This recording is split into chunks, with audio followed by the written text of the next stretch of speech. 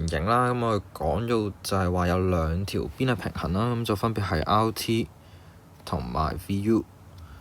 咁啊，寫低咗個平行先啦，平行。咁呢，我會見到有啲角係一樣啦，咁我寫低係叫 A 啦同 A 啦，因為平行啊嘛。咁如果見到呢兩隻角一樣，我就會諗起equal angle、equal chord 呢個特性啦。咁佢係一個等腰梯形啦，等腰梯形啦。咁如果等腰梯形嘅話，就即係代表呢隻角等於呢隻角。可能等間有用啦，唔知住。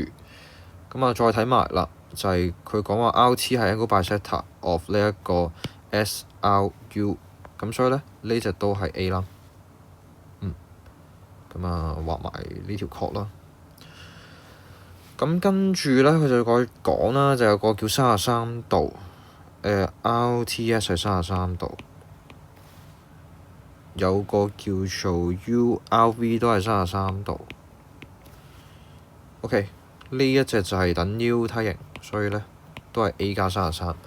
咁呢個時候我諗計到 A 嘅啦，你計到 A 嘅原因就因為呢個係一個四邊形啦。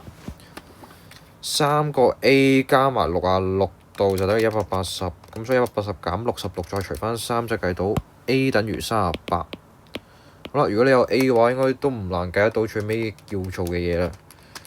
兩個 A 加一個33，再用180度減走佢，就發覺係71，咁所以答案係 D。